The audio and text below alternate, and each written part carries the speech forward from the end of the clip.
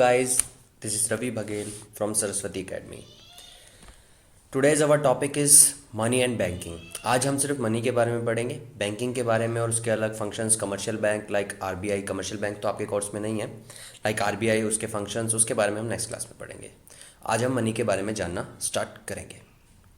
तो चलिए स्टार्ट करते हैं. मनी.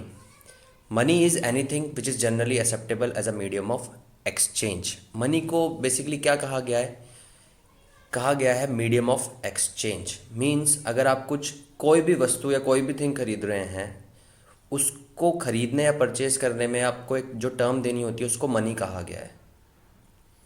ठीक है. अब मनी के कुछ फंक्शंस होते हैं, जैसे कुछ प्राइमरी फंक्शन है.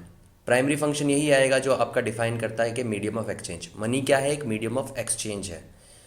जो चीज़ों को जब आप सेल करते हो या परचेज करते हो, खरीद रहे हो, तो आपको बदले में मनी देनी पड़ती है.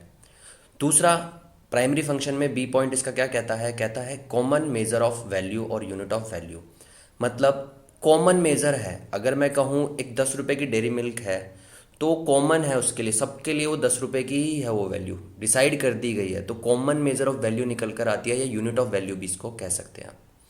जब अगर हम फिर सेकेंडरी पॉइंट पर आए, इसके सेकेंडरी फंक्शन क्या कहते हैं? सेकेंडरी फंक्शन कहते हैं standard deferred of payment, store of value और ट्रांसफर ऑफ वैल्यू. आप ट्रांसफ़र भी कर सकते हैं, स्टोर करके भी रख सकते हैं, और स्टैंडर्ड डेफर्ड पेमेंट भी होती है इसकी. बेसिकली अगर हम देखें कुछ मनी के फंक्शन, जैसे बार्टर सिस्टम की बात करें हम, अगर हम पहले पुरानी बार्टर सिस्टम की बात करें, अगर आपका बार्टर सिस्टम है, बार्टर सिस्टम उस टाइम की बात है जब गुड्स के बदले गुड्स ही एक्सचेंज होते थे. तो उसमें बहुत से इश्यूज निकल कर आते थे बाहर. फिक्स्ड उनकी कोई यूनिट ऑफ वैल्यू नहीं थी, डेफर्ड पेमेंट का कोई वो नहीं था स्रोत, ट्रांसफ़र नहीं कर सकते थे, डबल कॉन्सिडेंस की प्रॉब्लम अराइज करता था. फॉर एग्जांपल अगर हम समझे, मान लीजिए आपके पास काऊ है, काऊ के बदले आप राइस चाहते हैं, तो इसको मेज़र करना काफ़ी डिफ़िकल्ट टास्क हो जाता था. तो ये चीज़ धीरे धीरे जैसे जैसे ख़त्म होती गई, इसकी जगह मनी ने जगह ले ली. अब तभी मनी को कहा गया है बार्टर एक्सचेंज. बेसिकली मनी को कहा गया है मीडियम ऑफ एक्सचेंज.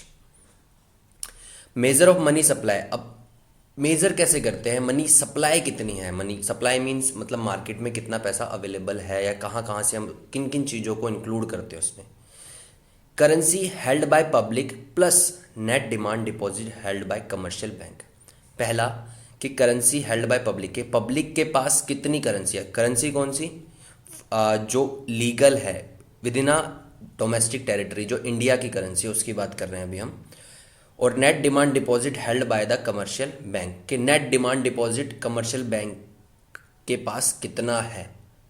नेट क्यों बोला गया है? क्योंकि ग्रोस भी होते हैं उसमें, कुछ लोन्स भी होते हैं, तो हमें नेट डिमांड डिपॉजिट बेसिकली मान के चलना पड़ता है. अब कुछ टर्म्स हैं जैसे M1 में currency plus demand deposit plus ordinary deposit.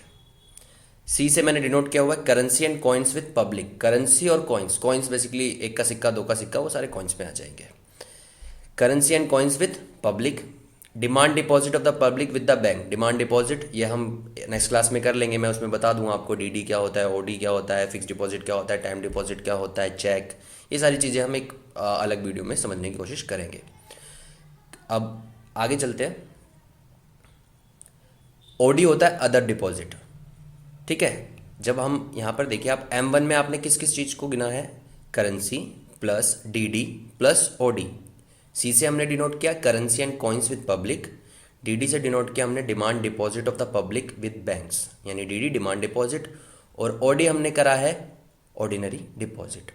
जो अब M2 है, M2 क्या होता है? M1 में हमने क्या क्या पढ़ा था? C plus DD plus OD. उसके साथ पोस्ट ऑफिस सेविंग डिपॉजिट. अगर पोस्ट ऑफिस सेविंग डिपॉजिट आप जोड़ देंगे साथ में, तो वो क्या बन जाएगा? M2 बन जाएगा. और M3 क्या बनेगा आपका? M3 बनेगा M1 यानी M1 में आपने क्या क्या पढ़ा था? फिर से याद कीजिए, C plus OD plus DD.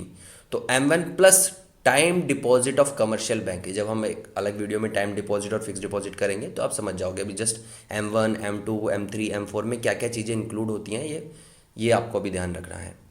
M3 में क्या आया? M1 plus time deposit of commercial bank. ऐसी M4 में क्या आएगा? M3 plus total deposit with the post office saving organisation excluding deposit on NSC, ये याद रखना है आपको। M3 में हमने क्या कहा था, क्या क्या लिया था हमने, M1 plus time deposit of commercial bank. ठीक है, M4 के लिए M3 तो आएगा, साथ में टोटल डिपॉजिट किसके साथ, पोस्ट ऑफिस के साथ, लेकिन NSC उसमें से हटा दिया जाएगा। आई होप आपको ये समझ आएगा, छोटा सा था टॉपिक था, इसी को आगे हम कंटिन्यू करेंगे। मनी, फिर बैंकिंग, मनी को पूरा एलोबरेट करेंगे कि बैंकिंग पे जब जाएंगे, जब हम देखेंगे टाइम डिपॉजिट क्या होता है, फिक्स डिपॉजिट क्या होता है। जब तक आप इतना याद कीजिए, इतना समझिए, अगर कोई भी इशू हो हम वीडियोस लेके आते रहेंगे। कोशिश कीजिएगा ज़्यादा से ज़्यादा शेयर करने की, लाइक करने की। Thank you to all. This is Ravi Baghel from Saraswati academy.